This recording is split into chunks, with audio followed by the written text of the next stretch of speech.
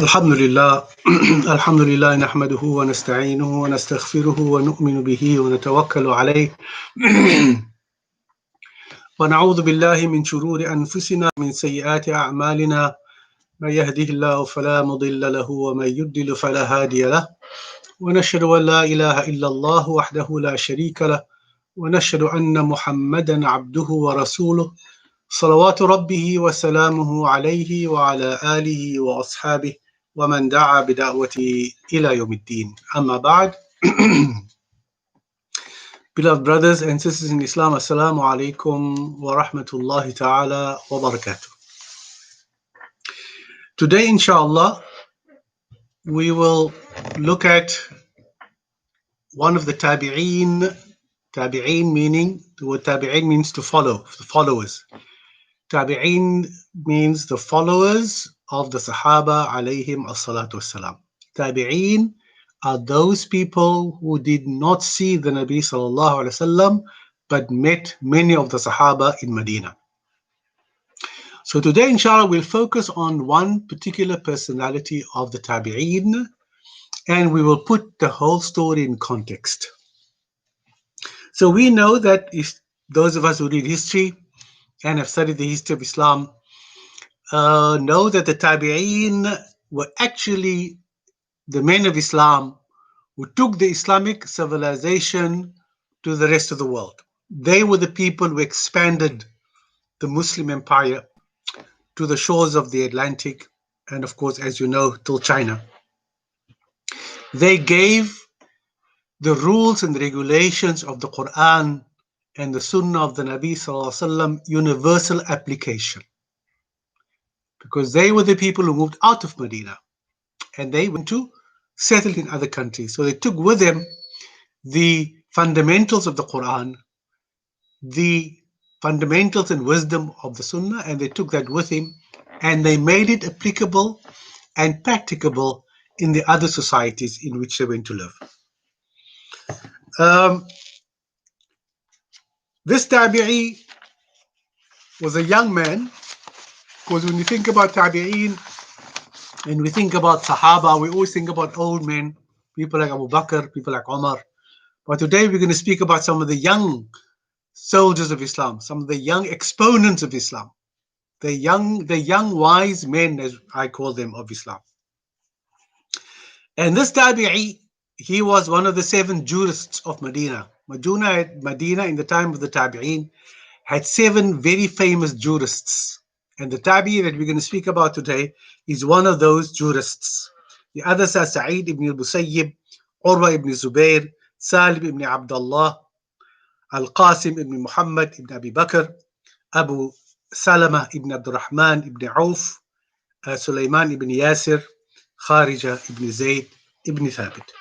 Now, the Tabi'i that we're going to speak about today is none other than a man by the name of Saalim. Now, there are 2 names that we name our children. We call them Saalim or Salim. There's no Salim. It's either Saalim or Salim. And these 2 names have the same meaning. They mean safe, secure, strong, healthy. These are the meanings of Salim or Salim. So you can name your child either Salim, which is the name of the Sahabi, or Salim. And this Sahabi, or rather this Tabi'i, he lived in an age when Islam went through a lot of trials and tribulations. For example, he experienced some of the most disturbing events in our history. Wallahu alam, Allah knows the reason why Islam and Muslims had to endure these trials and tribulations. First, he lived in the time of the death of Sayyidina Hussein at Karbala. He lived in the time of the murder of Sayyidina Uthman in Medina, radiallahu ta'ala anhum. He lived at the time of the murder of Sayyidina Ali in Iraq. He lived at the time and saw the killing of Abdullah ibn Zubair ibn al-Awwam, who was the then chief of Makkah. So these were the 5 very disturbing points in the early history of Islam, the beginning of the spread of the civilization and the empire. So we'll start with the last one, the killing of Abdullah ibn Zubayr. Now, Abdullah ibn Zubayr was one of the 10 people that the Nabi sallallahu alaihi wasallam had given the glad tidings of Jannah while he was still on the dunya, while he was alive. So, great personality. Allah was pleased with him, and the Nabi sallallahu alaihi wasallam was pleased with him. This incident of the expansion of the Islamic empire, as I spoke initially, where Muslims went from victory to victory to victory, mashallah, under the guidance of Umar ibn Khattab, eventually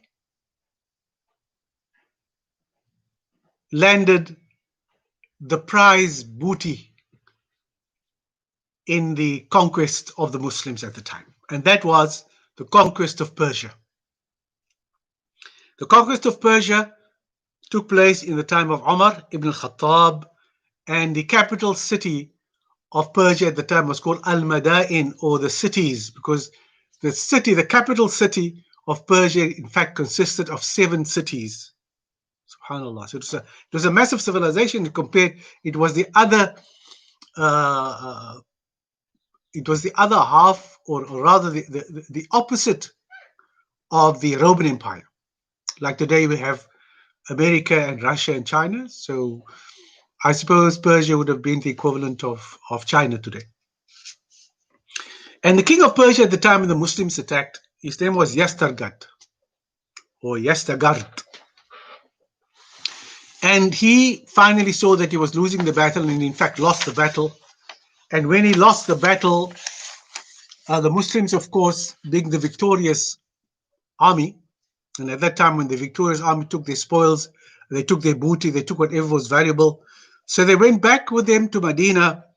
And when they entered the city of Medina, the army that conquered Persia, the Muslims in Medina were absolutely dumbfounded as to what the treasures that they saw the Muslim army bringing back to Medina. One was the crown of the king. They've never seen a crown. Their king didn't wear crowns. Nabi Sallallahu didn't wear a crown. So for the first time, a crown bespeckled with jewels and diamonds and whatever precious stones they were, and this was paraded in front of the poor people of Medina. And then there was, amongst the treasures which they brought from Persia, there were 3 young ladies. All these 3 young ladies were in the early 20s, and they were captives of war. They were taken as part of the war booty. And of course, Ali radiallahu ta'ala looked and saw that these ladies were dressed in silk.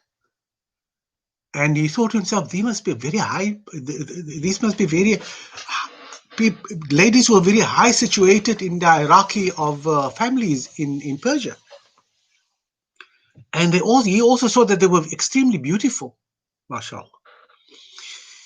Now, immediately when one thinks of war captives and beautiful young ladies, one thinks of exploitation and etc., etc., etc. Let's see what happened to these 3 young ladies.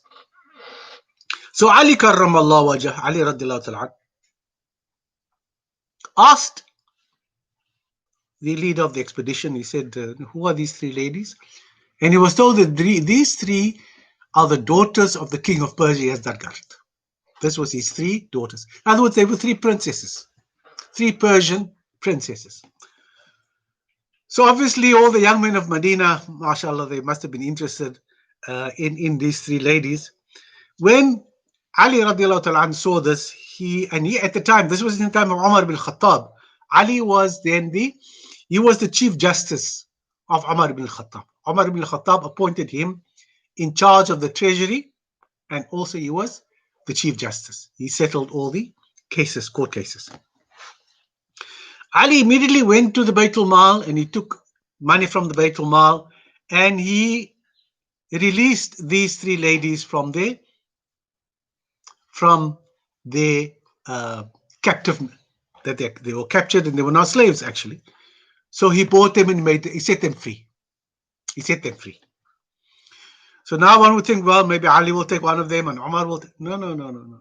These were not the behavior of Muslims. Subhanallah. Not. One would think the first thing they would do was they would try and convert them to Islam. No. This is not in the nature of Muslims and Islam. So people looked at Ali and said, well, why are you doing this? I mean, so Ali said, Amarana Rasulullah sallallahu alayhi wasallam. He said to the people, Amarana Rasulullah sallallahu alayhi wasallam an nunzila nasa manazilahum. Subhanallah. Everything that the Sahaba did, hopefully inshallah we'll get to the stage where people ask us, why are you doing this? They say, well, the Rasul sallallahu alayhi wasallam did this. Or the Rasul sallallahu alayhi wasallam said that. Subhanallah. That is where we need to go. That's where we need to be. When we make an example, not my father said, or my grandfather said, or my brother said. No, we say, Rasulullah sallallahu alaihi wasallam, he did this. Rasulullah sallallahu alaihi wasallam, he did that. So Ali said, Amrana, the Prophet ordered us, the Prophet commanded us, and nunzila nasa, that we should treat people according to their status. Can't treat everybody the same. If it's a princess, you must treat the person like a princess. If it's a queen, you must treat a person like a queen, and so a king. Doesn't matter what his religion is. That is his status amongst his people and in society. So you must treat him, the Prophet ﷺ said, in terms of his status. So as I said, not in the nature of Islam. They were fire worshippers. The Persians were fire worshippers. And so obviously we assume that the children would be fire worshippers. But there was no question about asking them, are they fire worshippers? No. So Ali radiallahu ta'ala an, as part of the honor of these three ladies, he put the three of them in the care of the highest lady of Medina. The lady with the highest status in Medina was who? The wife of the Prophet sallallahu alaihi wasallam, Aisha radiallahu ta'ala anha. He said to Aisha, please, I want you to serve as their guardian. Ummul Mu'mineen, subhanallah. So again, showing how status is elevated, always elevated. And Aisha, of course, radiallahu ta'ala anha, took them in, didn't say a word to them, chatted to them about this and about that, but no da'wah of the nature of, you must become Muslim or you must do. No, no, no. After 1 week, history tells us, they expressed their desire to become Muslim. And when the people of Medina heard this, they were very, very happy. Oh, we have 3 princesses, Persian princesses, mashallah, 3 beautiful princesses. They have now expressed the desire to accept Islam. And people celebrated. There was no threat, there was no force.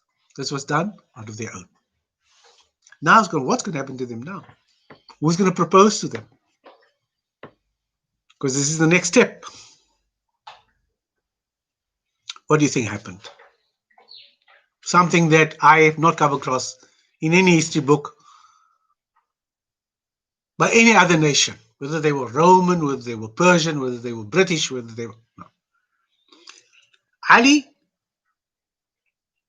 called them, the 3 of them together, and said to them, he stood in front of them and said to them, I want you to choose a husband for yourselves from the most highest status families of Medina. Subhanallah. He didn't say, you must marry me and he must marry Umar and he must marry, these are great companions of the Prophet ﷺ. No, no. He said, you choose. Subhanallah. Subhanallah. Look at the honor and respect. You choose. What a better thing to say to a young lady. You choose. You choose. But we want you to choose of the best that we could offer you. So the first one chose the son of course, Abu Bakr. She was told that he was Abu Bakr, first Khalifa, most beloved, a companion of Muhammad sallallahu alaihi wasallam, and she married Muhammad ibn Abi Bakr radiyallahu ta'ala. They had a son called Qasim ibn Muhammad, Qasim the son of Muhammad, and Qasim became one of the jurists of Medina. Or he was already one of the jurists of Medina. But they were all young men. The second marriage, Hussein ibn Ali, very famous Hussein, one who died at Karbala, Hussein radiallahu ta'ala anh, she married him. Son of the cousin of Muhammad sallallahu alayhi wasallam. So they were in the top 2% of choosing husbands. The third one was Abdullah ibn Umar.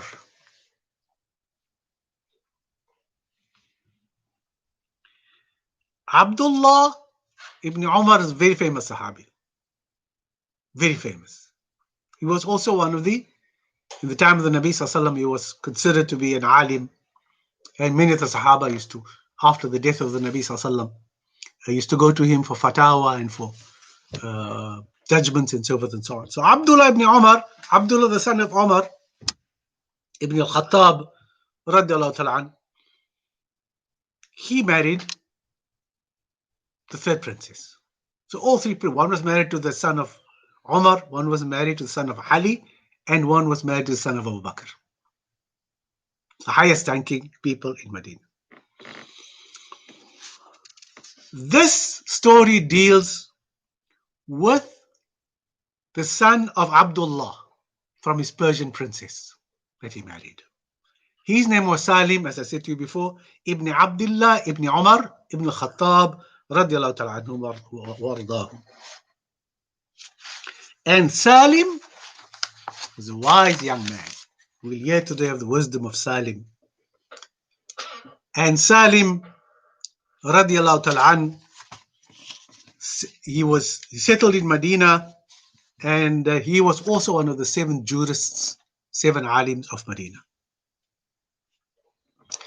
When these marriages took place between Persian ladies and Arabs, so for the first time in the city of Medina, there were marriages outside of the Arab clans, because the Quraysh were very clannish, and the Arabs of both Makkah, they were very clannish. They marry only within their clan or within the society and community of either Makkah or Medina.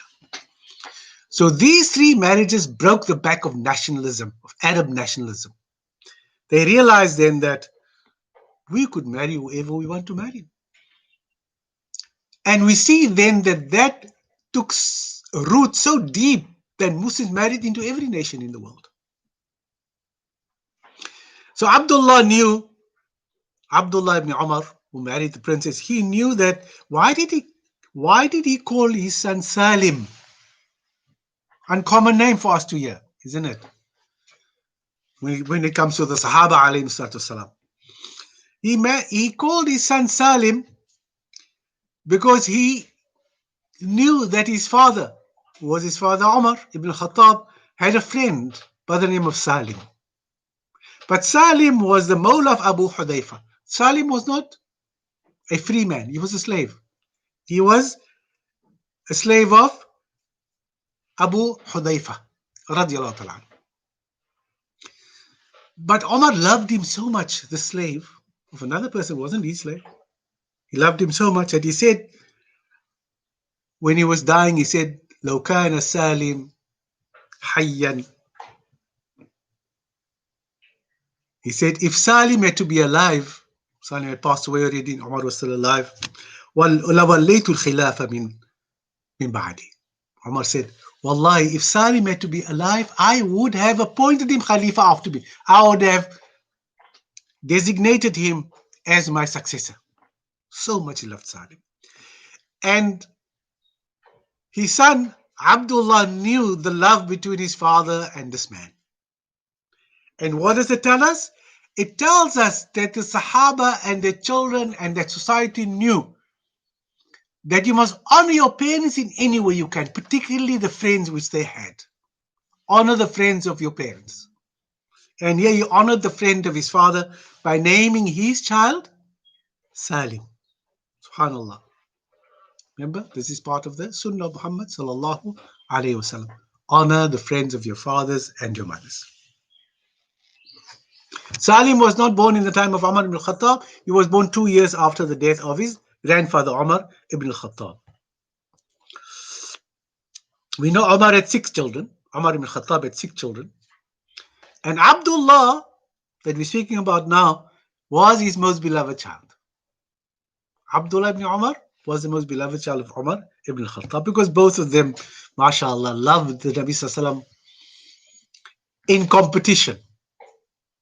And they loved to follow the sunnah of the Nabi Sallallahu in competition. And we'll hear about that. And Abdullah had 7 children, and his most beloved child was Saalim, as I said. Now, we know that we can't love all our children equally. It's an admission that we make as parents. We can't love our children. We can never love anybody, 2 people equally. That's why the Nabi Sallallahu Alaihi Wasallam said to Allah subhanahu wa ta'ala, Ya Allah, I've got many wives. I can treat them equally in terms of the material things which I give him. But my heart dictates who I should love the most. That is in your hands, O Allah. So love is in the hands of Allah subhanahu wa ta'ala. But we're human. We're all human beings. And we can safely say that those children who spend more time with their parents, the parents will love them more. Those that are more generous with their parents, the parents will love them more. Those who hug and kiss and kind to their parents and always have a kind word to their parents, obvious. So we need to be like Abdullah ibn Umar, respecting the memory of his father. Same happened to Yusuf and Nabi Yaqub. He loved Yusuf the most because Yusuf spent a lot of time with him and was the apple of his eye. And so this is not something which happens, it is something which is cultivated. Love is cultivated between children and parents, and it takes time for it to happen. And remember, parent they don't need your money, they only need your smile, they need your hug, they need your kindness. That's all they need. And your time. Most important is they need some of your time. Don't always say, oh, I'm busy, I'm busy, I'm busy. We know you are busy, but we know you have time. We know. Because we were there where you were. Always saying, maybe to our parents, I'm busy. Maybe we're not so busy. And one thing about Saalim, whatever his father knew, whatever Abdullah knew of the deen, he learned from his father.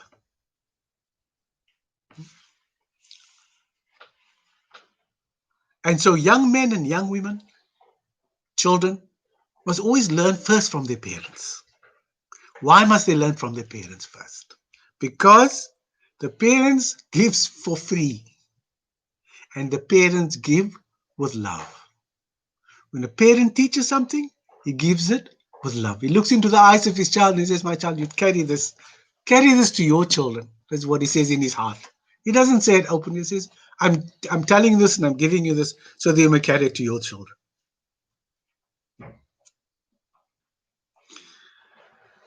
Abdullah ibn Umar, this is now Salim's father, Abdullah, son of Sayyidina Umar, was totally different from his father. They both lived in Medina, but he was totally different. Umar was fearless, didn't hesitate to fight, to get involved in a struggle for the sake of Allah subhanahu wa ta'ala, and he was not afraid to express his opinion. But his other companions tell us that Umar had one outstanding quality that very few people had. In fact, in Medina, he was known for this quality. Umar ibn Khattab was known. What was that quality? Now, Umar was quick to give his opinion. He was quick to say this and he was quick to say that. But the people of Medina knew that if somebody came with a hadith from the Nabi sallallahu alaihi wasallam, he would immediately leave his opinion and accept the hadith of the Nabi sallallahu alaihi wasallam. Immediately he would accept. He said, oh, I'm wrong. Astaghfirullah. Please take what the Nabi sallallahu alaihi wasallam said. And this is how we should be. No matter what we did our whole life, if somebody comes along and says, Shaykh, this is a hadith from the Nabi sallallahu alaihi wasallam, or Muhammad, this hadith, immediately we should say, I accept the hadith. Tell me the hadith, I will accept the hadith. SubhanAllah. So Abdullah was not like his father. Abdullah was not an adversarial person. He wasn't an arguer and an opinionated. No, no. When there was conflict, he kept away from conflict. You get people like that. They don't want to get involved in arguments. Now remember, Omar became Muslim, and just before he became Muslim, he took out his sword on to kill the Nabi Sallallahu Alaihi Wasallam. That was the kind of man he was. Omar, a very strong-blooded person, red-blooded person. And when he came home from becoming Muslim, on the day Omar became Muslim, he immediately called his family together, and he said to his family, I want you all to become Muslim now. That was the kind of man. All of you must become Muslim now. So Abdullah, his son, said, Daddy, I've been Muslim for a whole year, alhamdulillah. So Omar said, what? You've been Muslim already for a whole year? He said, yes. So Omar said, why didn't you tell me? He said, because I didn't want to enter into conflict with you. So that was Abdullah. He said, I accepted Islam. SubhanAllah, I'm a year Muslim. I knew Allah, I prayed to Allah, it will eventually bring you into Islam. So I bided my time and was patient with you. Yet this didn't mean that Abdullah was a sissy. He didn't want to participate in battles. Abdullah participated in every single battle fought by the Nabi sallallahu alaihi wasallam. Subhanallah. So he wasn't scared of fighting for the truth. He was just a man, socially, that didn't want to maybe upset other people. So the lesson we learn from this is, you must give your children the freedom to choose what they want to be in life. They can't become a photocopy of you. Because why not? Because times change. Your personality is good for your age and your time. But you can't say, well, my child must also now dress like me and be like me. No. He's going to live in another time. He has to choose his own path. And especially the choosing of an education, path of education. Of course, we must all learn the deen. That's very, very important. But if he wants to become she wants to become a nurse or a teacher or a doctor or a scientist or whatever, you should allow them.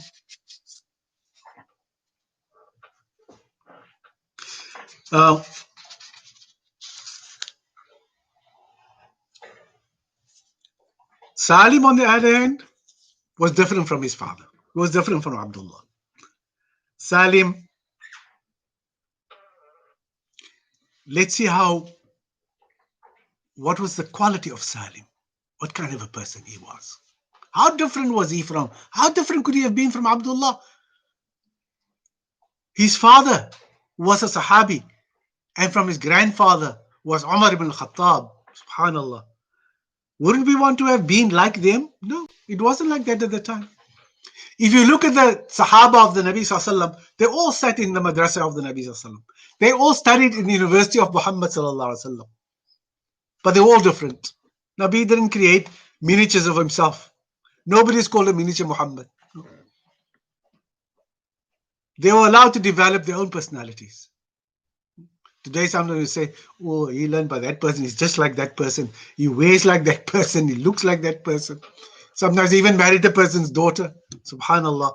That's not wrong. It's not wrong. But still, when we look at the teachership, the mentoring of Muhammad Sallallahu Alaihi Wasallam was not to make them like him. They were individuals and they retained their individuality. So, the first calamity that hit Islam in the time of Salim, when he was a young man, 15 years old, was that Sayyidina Ali was killed.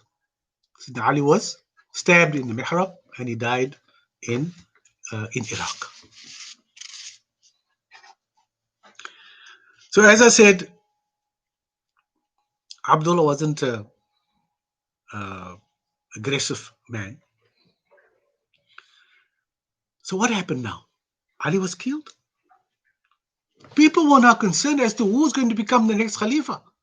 It's always on top of the mind of the Muslimin of the time. Our Khalifa has been killed. Ali has been killed. So what do we do now? They said, well, let's go to those people whom Omar appointed to choose the Khalifa. So They found they all passed away. They'd all passed away. Then they went to Abdullah ibn Umar, the father of Saalim. They said to Abdullah, you are the son of Umar ibn al-Khattab. We want you to become the Khalifa. As you know, Abdullah, I told you, Abdullah didn't want to get involved in conflict. So Abdullah said, what about the people of Syria? Muawiyah is living in Syria. Muawiyah was the one who killed Ali. He said, are we going to choose just here people of Medina? What about those people? They're also Muslim. There's a whole country of people there. So the Muslims of Medina said to him, don't worry about them.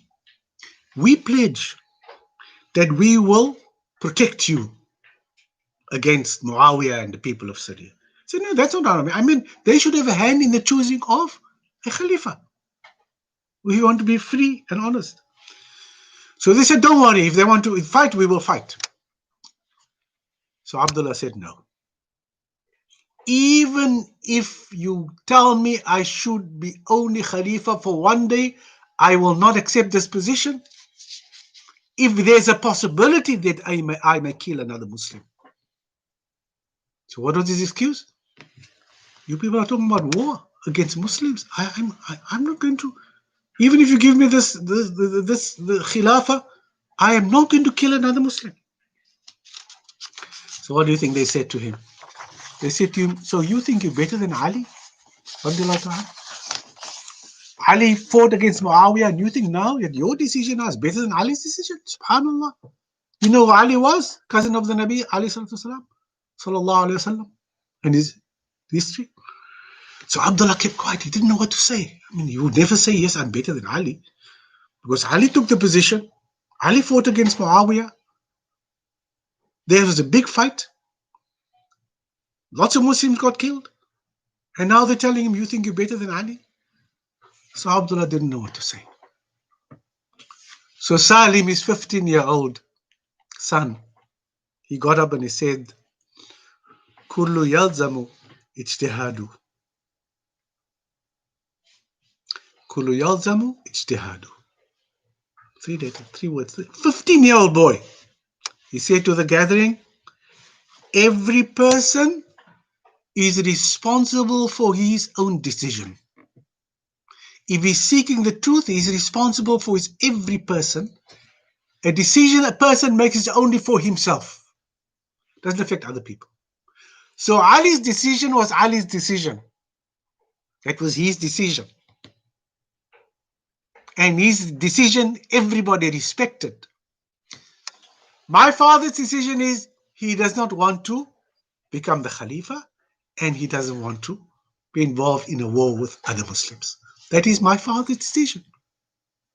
And my father has the right to use his ijtihad to apply his mind to the situation and to come to his own decision. I want you to remember these words. Every person is responsible for his own decision. Of course, if somebody comes to you and quotes the verse of the Quran, then the decision is Allah's decision. If a man comes and quotes a sunnah of Muhammad sallallahu alaihi wasallam, then that is the Prophet's decision. But if you make your own decision after having looked at all the facts, then that is your decision. Even if it goes against somebody else, you say, but that is that man's decision which he took. This is my decision which I'm taking. And I rightfully own my own decision. And this goes for everything in the deen also. If you hear 4 viewpoints about should we go to the masjid during Corona or not go to the masjid during Corona, whose decision is that to make? That is your decision. You have to look at all the facts and you decide for yourself. Yes, I will go to the masjid. Of course, it's not an expected decision because I think it's not a viable decision to me. But if that is your decision, then people should respect your decision. Yes, we could disagree with you, but we should respect your decision. And he said, Anawaya ala Allah. And what our intentions are, which is all in the heart, that is, Allah knows that. You should accept what I say with my mouth. We are people, نحن أمة. We are people who judge people by what they say. Allah knows the secrets of the heart. Subhanallah. So if a man says La ilaha illallah, he's a Muslim. Whether you think he's just saying it or not saying it, that is not your domain. That is the domain of the unseen, of the heart. Allah subhanahu wa ta'ala knows. So if the man comes and says La ilaha illallah, even if he laughs after it, he said La ilaha illallah. You don't know why he laughed. So accept what he says. نحن أمة نحكم بالظاهر والله يتولى السرائر. We're a people that judge people by what they say. Allah controls the hearts.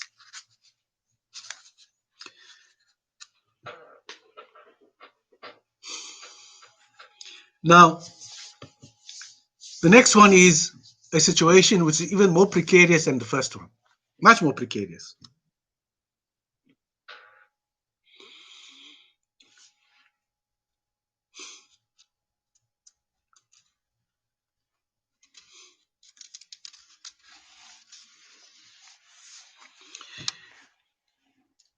Hassan and Hussein, the twins of Sayyidina Ali radiallahu ta'ala anhuma, Allah subhanahu wa ta'ala, the Prophet ﷺ said, Huma Sayyida Ahlil Jannah. Hassan and Hussein will be the masters of the youth of Jannah. They'll be the leaders. Otherwise, they will be in Jannah. So if the Prophet says, whoever is in Jannah while they're still alive, it means that Allah is pleased with them and the Nabi Sallallahu Alaihi Wasallam is pleased with them. And those are the two qualifications that you need to have a sure entry ticket to the Jannah.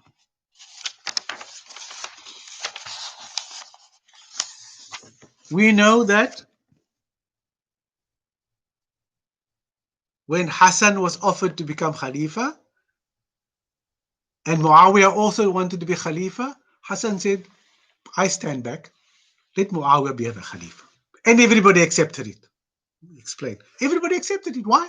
Because he was man of Jannah. Hassan was already a man of Jannah. When Hussein came and he said, no, I'm going to fight Muawiyah, and he went to Karbala and he was killed there, people respected it. And we still respect him up to today. We don't distinguish between Hassan, who said, no, I didn't want the Khilafah. We respected, and we respected Hussein. So we respect the decisions of those who make those decisions based on their interpretation of the facts.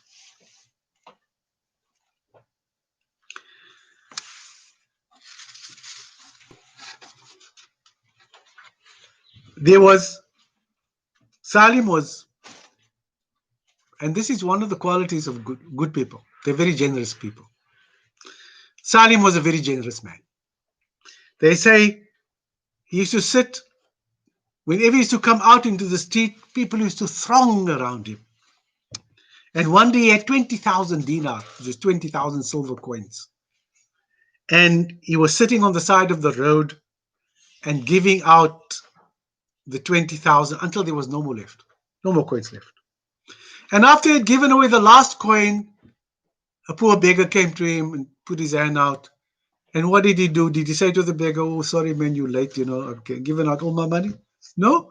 He said to his friend next to him, lend me some coins. And he gave it to the beggar. Subhanallah. Never ever turned anybody away from being generous to that person. And he had a lot of people working for him, a lot of slaves working for him. Treated them beautifully. And when the slave wanted to be emancipated, when he wanted to not be a slave anymore, he wanted to leave, what did he do? The slaves of Saalim used to come and make salah in front of Saalim. Saalim had a very soft heart. And he would say, MashaAllah, you're a Muslim. Alhamdulillah. And he would set them free. He would set them free. And the people used to come to Saalim and say, these people are doing this to you. They laugh behind your back because they didn't really mean to make ibadah. So he said, a person who makes ibadah to me, to Allah subhanahu wa ta'ala in front of me, that is what I see and that is what I accept. What is in his heart is not for me to say. And then he said something beautiful. Then Saalim said,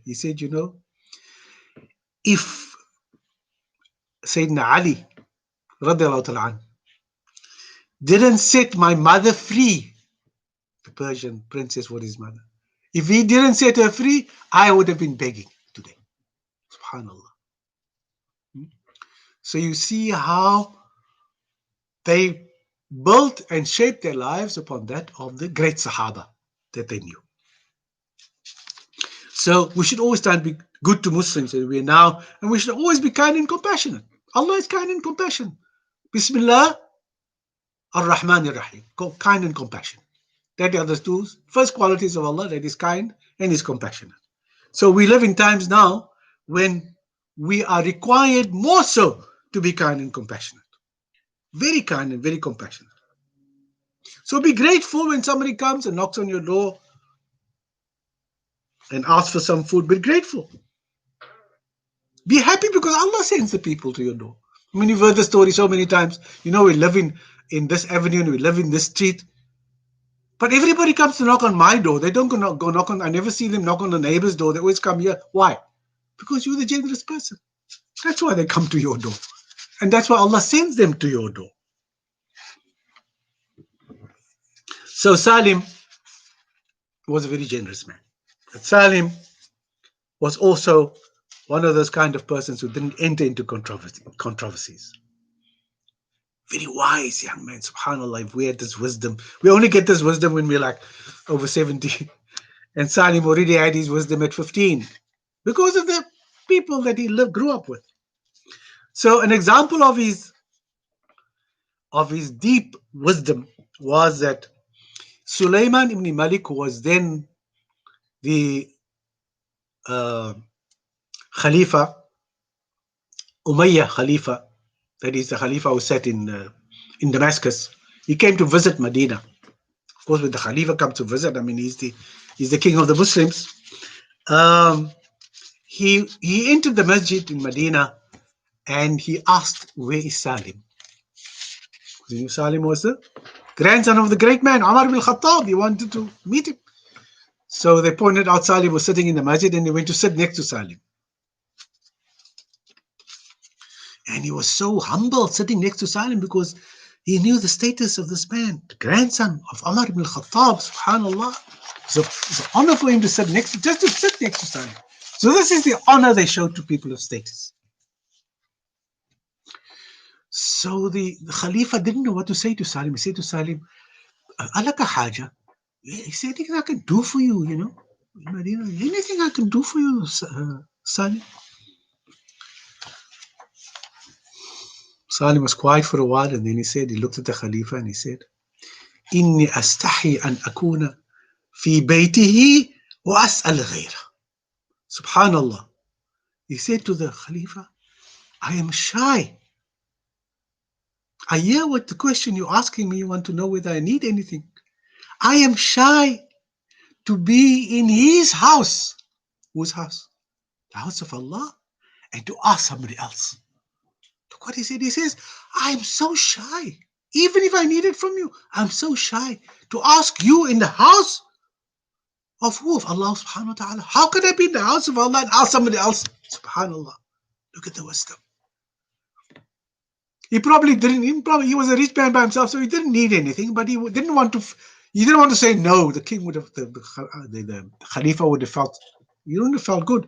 But he said to the man, subhanallah, no, this is the house of Allah. And then the Khalifa said, I'm sorry. So when the salah was finished, they got outside, Khalifa ran after him outside the masjid. And Khalifa thought, well, now we're outside the masjid. Now I can't have an excuse. I'm again going to ask him if there's anything. Maybe he needs something. Maybe he needs whatever he may need for the people or for himself. So he said, Alaka haja. He said, yeah, Saalim, alaka haja. Oh, Saalim, do you have anything that I may be able to do for you?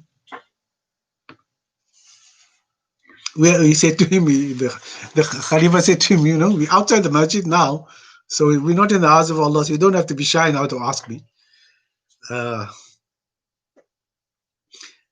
So Saalim said to him, are you talking haja min al-hawaj al-dunya or haja min hawaj al-akhirah? Listen to the wisdom of Saalim. Saalim said to the Khalifa, are you asking me whether I need anything of this dunya, or are you asking me if I need anything of the akhirah? So of course the Khalifa said, La amliku akhirah. He said, well, the Khalifa said, well, Salim, I don't own the akhirah. There's nothing I can do for you about the akhirah. ولكن حاجة من حوائج الدنيا. But if there's anything of the dunya that you may need, inshallah, I will try my best to help you. Wisdom, subhanallah. So Salim said, أنا أستحي أن أسأل الدنيا ممن يملكها كيف أسأل الدنيا ممن لم يملكها. Subhanallah. Salim said to him, I am shy to ask anything of the dunya from he who owns the dunya. He says, I'm shy to ask Allah for the dunya, and Allah owns the dunya. How do you think I can ask somebody of the dunya who doesn't own the dunya? Beautifully said. He said, you ask me whether I need anything of the dunya, but I'm shy to ask the one who owns the dunya. I'm also shy to ask the owner. The owner I'm shy to ask. Must I ask you who doesn't own it? I'm more shy to ask you because you don't even own it. What was it about? Why did he give these kind of answers? In order not to upset the Khalifa. Khalifa had a lot of powers. So Khalifa, what did the Khalifa say? That's it. Khalifa parted. And another incident happened. You probably heard of Al-Hajjaj Ibn Yusuf Al-Thaqif Al-Hajjaj. He was a great soldier of the Umayyads, but he was a very tough person. Didn't give and take. He didn't even mind even killing Muslims so that they could expand the empire of the Muslims. And at that time, he was the commander of the army of the people in Damascus of Syria. And he came to conquer Makkah. And he laid siege to Makkah. And Abdullah ibn Zubayr, one of the 10 people who were promised Makkah, Jannah by the Nabi Sallallahu Alaihi Wasallam, he was in charge of Makkah. He was the Amir of Makkah. So this commander of the Umayyad army, he laid siege to Makkah for quite a long time, and eventually entered Makkah and he killed Abdullah ibn Zubayr. And Salim was fighting on behalf of who? On the side of Abdullah ibn Zubayr. So when they lost the war in Makkah, Salim went back to Medina. But this man, Hajjaj, he followed Salim to Medina and he came to Salim with the prisoners of war, which he took when he conquered Makkah. So he said to Abdullah ibn Zubayr, I want you to kill all these prisoners of war. And if you don't kill them, I will kill you. And you know my reputation.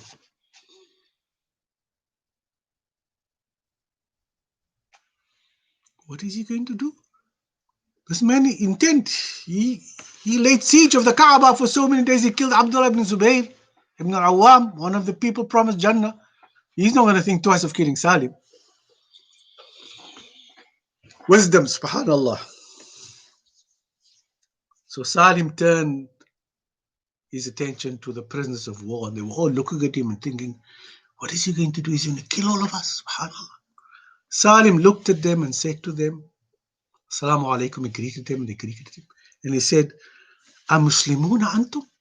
He said to the prisoners of war, he said, are you all Muslim? And they said, Naam, of course we are all Muslim. Listen to the wisdom. Then he said to them, Hal sallaytum al-fajr sabahan? He said to them, have you all prayed Fajr this morning? In Jama'ah? قال صلينا الفجر في الجماعة يا سالم. They all answered, they say, yeah, we all prayed this morning Fajr in Jama'ah, oh Salim. Now you may think, no, how's this going to save his neck? How's this going to save him? Where's he going to with this? So he said he turned to Hajjaj and he looked at the prisoners of war and he said to them, قال الرسول صلى الله عليه وسلم اللهم صل على محمد. Again, reference to who? Reference to the Nabi sallallahu alayhi wasallam. And if I make a reference to the Nabi sallallahu alayhi wasallam in front of a Muslim, he cannot refuse to listen to the words of Muhammad sallallahu alayhi wasallam. And what did the Nabi sallallahu alayhi wasallam say? He said,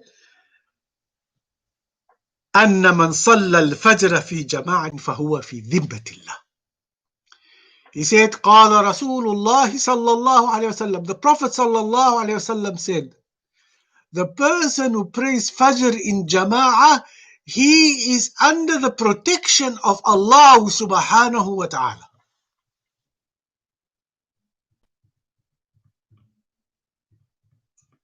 See, the message is giving to Al-Hajjaj, the command of the army. He's saying to Hajjaj, these people are men, Muslim. They all prayed Fajr this morning in Jama'ah, all of them together. The Prophet says, Allah's protecting them. You want me to kill those people who are protected by Allah Himself? You want to give the command for me to kill people who are under the protection of Allah themselves? What could he say? He walked away. Khalas. Prisoners were set free. Subhanallah. So what do we learn? We learn from this the importance of knowing the Sunnah of Muhammad sallallahu alaihi wasallam. If we love him, yes, we have to put salawat on him. That's a command from Allah subhanahu wa ta'ala. But we see now the most important thing is to put into practice what his lifestyle, the way he lived, and to carry that over, and to solve problems by using the hadith and the Quran of Allah subhanahu wa ta'ala. So may Allah subhanahu wa ta'ala bless us. May Allah subhanahu wa ta'ala bless you. May Allah subhanahu wa ta'ala give us the hidayah and the tawfiq to make the correct ijtihad, to apply our minds correctly. How do we apply our minds correctly? That is to find our solutions in the Quran and the Sunnah of Muhammad sallallahu alaihi wasallam. Wallahu ta'ala alam. Wassalamu alaikum wa rahmatullahi ta'ala wa barakatuh.